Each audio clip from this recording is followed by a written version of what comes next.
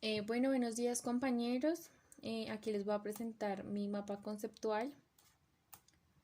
Le puse historia americana y en esta seguí pues 4 ítems. Si están viendo bien, sí. Bueno, aquí queremos hablar sobre el texto que nos habló Pablo Piniu y este nos habla de el mundo nuevo y el mundo viejo. Entonces voy a hablarles sobre el mundo viejo y vamos a enfocarlo aquí en la sociedad moderna occidental, donde se ve un cambio social y donde se ve el derecho del hombre. Bueno, aquí en esta sociedad moderna y occidental se halla un proceso de inclusión y exclusión del sujeto, es decir, que se enfocaban en el derecho del hombre principalmente a la raza blanca, solamente a la raza blanca. Aquí se veía la exclusión donde se le negó ese derecho a los grandes grupos de población. Vemos un cambio social en el fortalecimiento y dominación de la raza blanca hacia los otros grupos. Bueno, aquí ya les empezaré a contar sobre el mundo nuevo, que es como donde el autor más nos enfoca. Y hablaremos sobre el descubrimiento de la nueva tierra y el encubrimiento. Bueno, pues cabe destacar que quien descubrió América fue Cristóbal Colón en 1492 y aquí se halló una apropiación de la naturaleza y los recursos que se encontraron pues en América. Se encuentran grandes civilizaciones como lo que son los indígenas azteca, maya e inca. Tenemos que tener en cuenta que en estas grandes civilizaciones habían conflictos entre ellas por cuestiones de apropiación de terreno.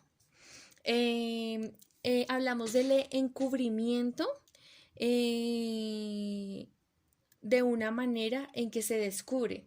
Es decir, cuando se descubrió América, lo que se hizo fue destruir, robar, saquear, matar, violar, torturar a estas grandes civilizaciones y taparon todas estas barbaridades con el descubrimiento de América. Entonces, se encubre todo esto con un descubrimiento de cultura. Aquí ya hablaremos de los encuentros culturales, que es cuando América y Europa tuvieron un cambio de cultura. Entonces, es decir, América cambió en el sentido en que los europeos trajeron distintas enfermedades donde las personas o los indígenas de estas grandes civilizaciones no tenían las autodefensas suficientes para atacar, para proteger el cuerpo de estas bacterias, y lo que se hacía era que varios fallecían, haciendo que la población disminuyera. El cambio a Europa fue un cambio alimenticio, ya que pues en América se descubrió el cultivo de lo que es la papa, el tomate y el maíz. Entonces lo que hicieron fue coger esos cultivos y llevarlos a Europa y ellos empezaron a cambiar sus hábitos alimenticios. Vemos los choques de culturas y hablamos de la esencia y el derecho de la historia. Entonces, ¿a qué se refiere el autor con la esencia? Pues el autor se refiere con la esencia voy bien, a que ninguno de estos dos continentes o bueno, estas culturas volvieron a ser las mismas una vez que fue descubierta América.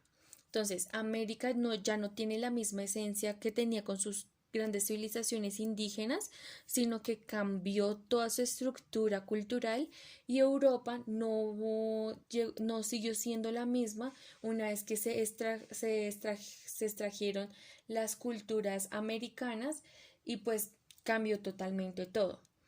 Hablamos del derecho de la historia, ya que el autor dice que el nuevo mundo y la historia inicia desde el descubrimiento de América. Entonces que él dice que él actualmente la historia no ha terminado, se sigue contando la historia porque de cierta manera entre América y Europa se siguen encontrando los choques de cultura.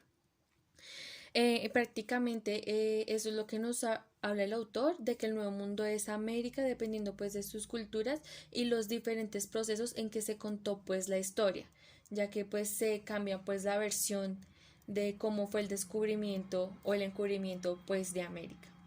Y ya, muchas gracias.